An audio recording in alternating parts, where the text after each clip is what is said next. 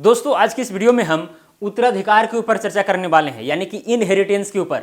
ये वीडियो आप सबके लिए काफी महत्वपूर्ण है। अभी बिहार में जमीन सर्वे का कार्य चल रहा है, इस बीच उत्तराधिकार को लेकर, इनहेरिटेंस को लेकर लोग काफी कंफ्यूज हैं कि भाई जो पैतृक संपत्ति है उसमें बेटी, बुआ या बहन को हिस्सा मिलेगा नहीं मिलेगा। अगर कोई व्यक्ति दो शादी कर ली है, दोनों के बच्चे हैं, तो वहां पर बंटवारा किस प्रकार होगा, या फिर अगर बुआ की मृत्यु हो गई है या बहन की मृत्यु हो गई है, उसके बच्चे संपत्ति में हिस्सा लेने पर जो है हक जता सकते हैं क्या। ठीक है, तो बहुत सारे कन्फ्यूजन है, बहुत सारी स्थितियां बनती है। यहां पर मैं कुल 12 स्थिति इसी तरह से लेकर के आया हूं। अगर कोई मान के चले भाई बाहर में रह रहा है बहुत दिनों से, तो भाई उसको संपत्ति में हिस्सा मिलेगा या नहीं मिलेगा। तो बहुत सारी चीजें हैं जो यहाँ पर जो नाबालिग व्यक्ति द्वारा अगर संपत्ति बेचा गया है, वैसे कंडीशन में क्या होगा। तो यहाँ पर कुल 12 कंडीशन हम लेकर आए हैं और ये 12 कंडीशन पर जो है विस्तार पूर्वक चर्चा करेंगे, ताकि आपको जरा से भी कंफ्यूजन उत्तराधिकार को लेकर ना रहे। दोस्तों सबसे पहले मैं मौलिक बात आपको बता दूं कि भाई जो हिंदू उत्तराधिकार संशोधन अधिनियम 2005 है, साथ में सुप्रीम कोर्ट का जजमेंट जो 2020 अगस्त में आया था, उससे ये साफ हो जाता है कि भाई अगर कोई हिंदू व्यक्ति है, मतलब सनातन धर्म हो, बौद्ध धर्म हो, जैन धर्म हो या सिख धर्म हो, ठीक है, उसमें अगर कोई व्यक्ति है उसके पास जमीन है, तो भाई अगर उसके मान के चलिए 4 लड़के हैं, 1 लड़की है, तो भाई पांचों में बराबर बराबर हिस्सा होने वाला है पैतृक संपत्ति में। हाँ, ऐसा हो सकता है कि जिस व्यक्ति के नाम से संपत्ति अगर वो स्वयं से अर्जित किया है, तो हो सकता है कि वो केवल अपने बेटों को दे या फिर केवल बेटी को दे दे, वो उसके ऊपर डिपेंड करता है।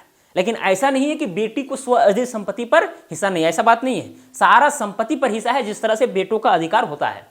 लेकिन स्व अर्जित संपत्ति में सेल्फ एक्वायर्ड के कंडीशन में थोड़ा सा चेंज हो जाता है। वो बेटा भी दे सकता है, नहीं भी दे सकता है, बेटी भी दे सकता है, नहीं दे सकता है। ठीक है, तो ये सारी चीजें हैं।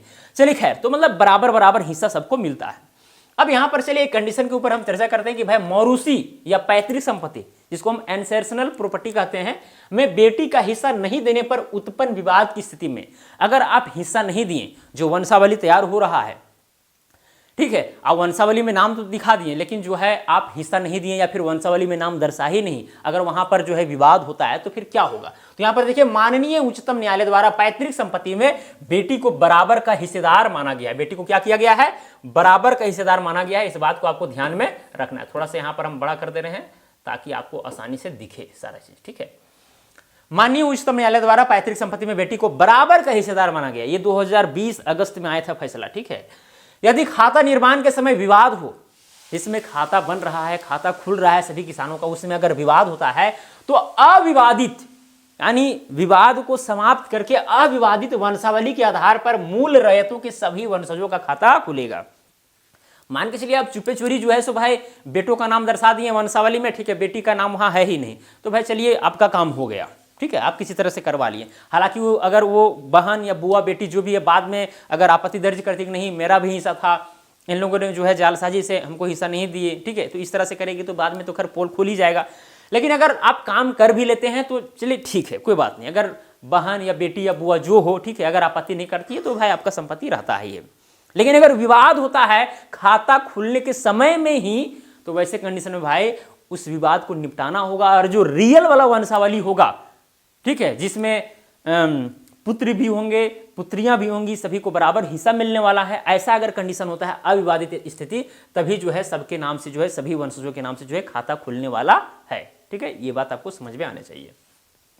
माननीय उच्चतम न्यायालय के आदेश के आलोक में हिंदू उत्तराधिकार अधिनियम 1956 में वर्ष 2005 में संशोधन कर दिया गया है। ठीक है, अभी जो मैंने बताया, तथा उसी दिन के प्रभाव से यह अधिनियम लागू हो गया है। ठीक है, तो पहला कंडीशन आपको समझ में आ गया।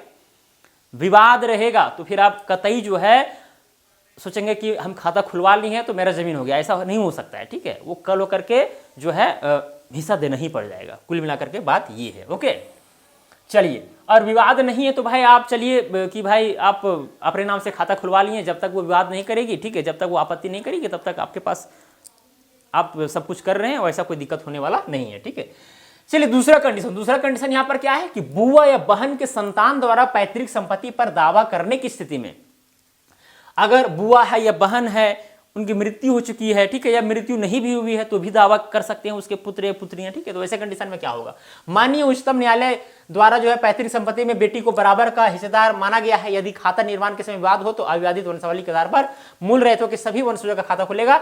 माननीय बस वही चीज है, ठीक है। माननीय उच्चतम न्यायालय के आदेश के आलोक में हिंदू उत्तराधिकार अधिनियम 1956 में वर्ष 2005 में संशोधन कर दिया गया तथा उसी दिन के प्रभाव से यह अधिनियम लागू हो गया। मतलब कुल मिलाकर के बात यह है कि अगर बुआ को हिस्सा हो रहा है, बहन को हिस्सा हो रहा है, तो उसके बेटी है या बेटा है, ठीक है, वो भी हिस्सा जता सकता है। जिस तरह से मान के चलिए आपके पिताजी को जो है कहीं पर हिस्सा हो रहा है तो आप हक जताते हैं कि नहीं जताते हैं, तो उसी तरह से वो भी कर सकते हैं, ऐसा कोई बात नहीं है, ठीक है।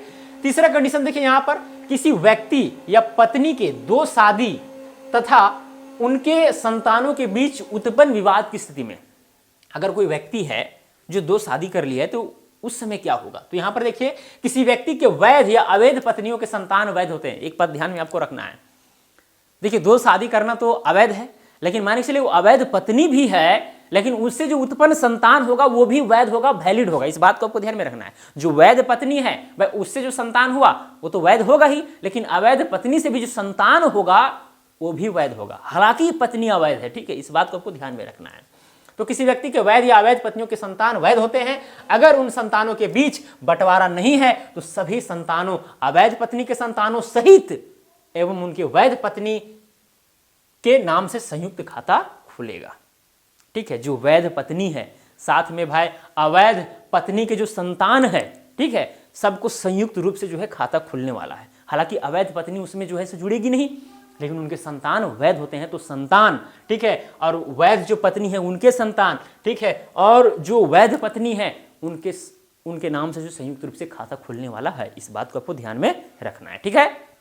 चलिए चौथा कंडीशन क्या है कि संयुक्त परिवार में व्यक्ति विशेष के नाम खरीदी गई संपत्ति पर विवाद की स्थिति में, मतलब कि मान के चले कि एक परिवार में जो है चार लोग हैं, चार लोग कमाने वाले हैं, ठीक है, या जो भी हैं। एक व्यक्ति ने क्या किया कि भाई जमीन खरीदा, संपत्ति खरीदा, ठीक है, हो सकता है परिवार के अन्य लोग वहां पर मदद किए होंगे या फिर अपने बलबूती खरीदे होगा, ठीक है, और एक ही परिवार में अभी रह रहे हैं, सब कुछ है, जमा में है। तो वैसे कंडीशन में यहां पर क्या होगा, संयुक्त परिवार में व्यक्ति विशेष के नाम खरीदी गई संपत्ति पर अगर दखल कब्जा व्यक्ति विशेष या उसके वंशज का हो तो उसके नाम से खाता खुलेगा। मतलब कि अगर चार लोग हैं, उसमें बड़ा वाला भाई जो है अपना संपत्ति खरीदा, उन लोग जमा है अभी भी, ठीक है, लेकिन संपत्ति खरीदा, बड़ा भाई का मृत्यु हो गया या फिर मान के चलिए मृत्यु नहीं भी हुआ है, लेकिन अगर कब्जा उस जमीन में जो उन्होंने खरीदा है अगर केवल बड़ा भाई का हो तो बड़ा भाई के नाम से खाता खुल जाएगा। या फिर अगर बड़ा भाई खरीदा है जमीन और सबका दखल कब्जा है और भी तीनों भाई को, मतलब चारों भाइयों का वहां पर दखल कब्जा है, तो फिर सबके नाम से खुलेगा, ठीक है। तो दखल कब्जा देखा जाता है कि भाई अगर संयुक्त परिवार है उसमें व्यक्ति विशेष कोई एक व्यक्ति जमीन खरीदता है तो देखा जाएगा दखल कब्जा अगर है उनके संतान का दखल कब्जा हो या उनका हो केवल, तो उन्हीं के नाम से खाता खुलेगा, ठीक है। चलिए परंतु ध्यान दीजिएगा, यदि पारिवारिक बंटवारा नामा में वह भूमि क्रेता के वंशजों एवं क्रेता को छोड़कर परिवार के अन्य सदस्य के हिस्से में हो तो खाता उसके नाम से खुलेगा। अगर मान के चलिए बंटवारा नामा भी हुआ है, मान के चलिए एक ही व्यक्ति, चार भाई थे, एक बड़ा वाला भाई जो है संपत्ति खरीदा, लेकिन बंटवारा नामा में जो है भाई का, ठीक है, उनके जो और भी छोटे छोटे भाई हैं सबको हिस्सा दिया गया है, तो फिर संयुक्त रूप से जो है खाता खुलने वाला है। इस बात को आपको ध्यान में रखना है, ठीक है। साथ ही सिविल न्यायालय द्वारा स्थापित बंटवारा हो तो उसके अनुसार भी खाता खुल सकता है, ठीक है। हिंदू उत्तराधिकार अधिनियम 1956 की धारा 5, 6 और 7 के तहत। समझ में आ गई मेरी बात। चलिए अब आगे बढ़ते हैं हम। खतियानी रैयत के नाम 4 पुत्र है, 3 पुत्र संयुक्त रूप से खेती करते हैं, 1 पुत्र गांव से बाहर रहता है। तो अब ऐसा कई बार होता है कि भाई 4 पुत्र हैं या 5 पुत्र हैं, जितने भी हैं, 1-2 बहुत दिनों से जो है बाहर में रह रहे हैं, बाकी बात संयुक्त रूप से सब घर में रह रहे हैं। तो वैसे कंडीशन में क्या होगा भाई, वैसे कंडीशन में उसे भी हिस्सा मिलेगा, ऐसा थोड़ी नहीं है, वो ऊपर से तो नहीं टपका है भाई, वो कहीं ना कहीं भाई है, किसी का बेटा ही है, समझ आ रहा है ना। तो सिंपल से लिखा हुआ है तब खाता का निर्माण संयुक्त रूप से होगा सभी का, चाहे भाई अगर 4 पुत्र हैं, 3 पुत्र संयुक्त रूप से खेती कर रहे हैं, एक बाहर में कितनों है या नहीं है, जो भी है, ठीक है, लेकिन संयुक्त रूप से खाता सबके नाम से खुलने वाला है। एक सह हिस्सेदारों का कब्जा सब हिस्सेदारों का कब्जा माना जाता है। मतलब कहने का अर्थ ये है कि अगर 10 व्यक्ति हैं, अगर मान के चलिए 5 व्यक्ति किसी जमीन पर कब्जा किए हुए हैं, 5 व्यक्ति इधर उधर अपना काम कर रहे हैं, ठीक है, बाहर में रह रहे हैं, बहुत दिन से घर नहीं आए हैं या आते जाते हैं, जो भी है, लेकिन कब्जा 5 ही आदमी कर रहा है, ठीक है, खेती बाड़ी कर रहा है, तो 5 आदमी का कब्जा जो है ये माना जाएगा कि सभी व्यक्ति का कब्जा है। ऐसा नहीं कि 5 ही व्यक्ति का, क्योंकि भाई ये 10 जो है भाई हैं, भाई बहन हैं, ठीक है, तो 10 का कब्जा माना जाएगा। क्यों ना वहाँ पर 5-6 ही भाई का कब्जा हो, ठीक है, इस बात को आपको ध्यान में रखना है। बिहार काश्तकारी अधिनियम 1885 की धारा 20 के तहत। चलिए 6ठा नंबर, नाबालिग व्यक्ति द्वारा संपत्ति बेचने की स्थिति में। अगर नाबालिग व्यक्ति संपत्ति बेचता है तो उस स्थिति में क्या होगा? सिंपल सी बात है, नाबालिग व्यक्ति संपत्ति बेच ही नहीं सकता है। भाई उसके पास उतना नॉलेज नहीं होता है, उतनी उसके पास शक्ति नहीं होती है, ठीक है, सोच नहीं होता है कि भाई वो संपत्ति को बेचे, वो गलत कर रहा है सही कर रहा है, इसका वो डिसीजन ले ही नहीं पाएगा, तो बेचेगा तो फिर वो कैसे सही हो सकता है, ठीक है, वो संदेह के कटघरे में आ जाएगा। इसलिए यहाँ पर लिखा गया है नाबालिग व्यक्ति द्वारा बेची गई संपत्ति अवैध है, ठीक है, इनलीगल है, परंतु सिविल न्यायालय द्वारा उस दस्तावेज को नाबालिग द्वारा बेचा गया है या तथ्य स्थापित होना चाहिए। मतलब अब कोई व्यक्ति जो है सर्वे हो रहा है और जो है बोला जाएगा कि नहीं भाई नाबालिग व्यक्ति के द्वारा ये संपत्ति बेचा गया था, इसका जो है बिक्री नहीं होना चाहिए, मतलब जो अगला आदमी जो खाता खुलाएगा उस रजिस्ट्री के तहत, केवाला के तहत ऐसा नहीं होना चाहिए। ऐसा नहीं है भाई, आपको सिविल न्यायालय के तहत जो है ये प्रूव कराना होगा, ऑर्डर लेना होगा कि हाँ भाई ये नाबालिग के द्वारा ही संपत्ति बेचा गया था। एलिगेशन तो कोई भी लगा सकता है ना, कोई अगर बालिग भी होगा, 22 साल का आदमी होगा, ठीक है, वो संपत्ति बेच दिया, अब उसके जो घर वाले हो कह रहे हैं ये नाबालिग था, ठीक है, ये संपत्ति कैसे वैलिड होगा, ये अवैध बेचा गया, ठीक है, तो ऐसा नहीं है भाई, उसको जो है कोर्ट से जो है ये प्रूफ होना चाहिए, तब जाकर के माना जाएगा कि हाँ भाई अगर कोर्ट आदेश देगा कि ये नाबालिग था, नाबालिग नहीं ये संपत्ति बेचा है, तो फिर वैसे कंडीशन में वो अवैध बिक्री है। सिंपल सी बात है। तो ये चीज़ है दोस्तों, ऐसा नहीं केवल एलिगेशन लगा देगा तो काम हो जाएगा, ऐसा कुछ नहीं है, ठीक है। चलिए आगे 7वां नंबर, जाली वसीयत या कागजात बनाकर अपने ही परिवार की संपत्ति पर दावा करने के संबंध स्थिति में। कई बार ऐसा होता है कि भाई पिता के नाम से बहुत सारी संपत्तियां थी, ठीक है, अब क्या है कि जो बेटा पिता से ज़्यादा घुला मिला है वो क्या करता है कि भाई एक वसीयत बनाता है फॉल्स में और साइन वगैरह करा करके 1-2 गवाह इधर उधर से जुटा लेता है, तो इस तरह से करके फॉल्स वसीयत बनाता है। कई बार वसीयत चैलेंज में आता है, या बंटवारा नामा है, ठीक है, उसको बनाया तो उसमें जो है हिस्सा अपना ज़्यादा ले लिया, कम दे दिया उन लोग को या नहीं भी दिया, तो इस तरह से। तो दोस्तों जाली वसीयत या कागजात को सिविल न्यायालय द्वारा अथवा जिस कार्यालय से वह वसीयत या कागजात निर्गत बताया गया हो और उस कार्यालय द्वारा अवैध बताया गया हो तभी वह अवैध है। अगर कोई वसीयत, मान के चलिए बिहार में जमीन सर्वे हो रहा है, वसीयत वहाँ पर जो है ये किया गया, ठीक है, पेश किया गया, तो भाई वसीयत पेश किया गया, कोई भी कह देगा कि नहीं अवैध है, तो अवैध कैसे हो जाएगा? उसको भाई प्रूफ करना होगा ना कि ये अवैध कैसे है।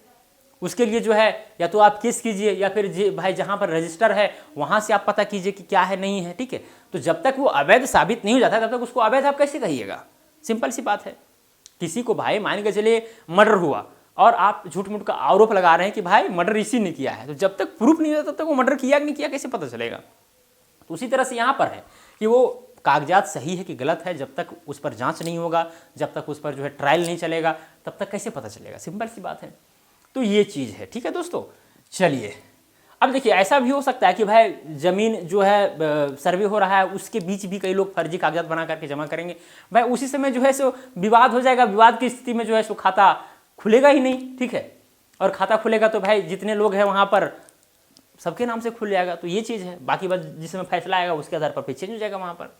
8वां नंबर, संयुक्त परिवार के मुखिया द्वारा अपनी दूसरी पत्नी के नाम पर खरीदी गई संपत्ति के बंटवारे में उत्पन्न विवाद की स्थिति में। अब संयुक्त परिवार के मुखिया द्वारा अपनी दूसरी पत्नी, ठीक है, दूसरी पत्नी के नाम से वो खरीदा गया संपत्ति है, तो फिर वहां पर कैसे बंटवारा होगा? तो संयुक्त परिवार में व्यक्ति विशेष के नाम खरीदी गई संपत्ति पर अगर दखल कब्जा व्यक्ति विशेष या उसके वंशज का हो तो उसके नाम से खाता खुलेगा। बस वही चीज है कि दखल कब्जा देखा जाएगा कि भाई किस पर वो कब्जा किया हुआ है, ठीक है, कौन कब्जा किया हुआ। परंतु यदि पारिवारिक बंटवारा नामा में और विक्रेता के वंशजों में विक्रेता मतलब पहला पत्नी का जो पुत्र वगैरह है, ठीक है, उनका भी कब्जा वगैरह सब कुछ है, तो सबके नाम से खुलेगा। और केवल पहला ही पत्नी का है, ठीक है, वही खरीदी है, तो वो स्वर्ण संपत्ति में आ गया और कब्जा केवल उन्हीं का है या उन्हीं के बेटा का है, दूसरी पत्नी का बेटा का, तो भाई उन्हीं के नाम से खाता खुलेगा। सिंपल सी बात है, ठीक है।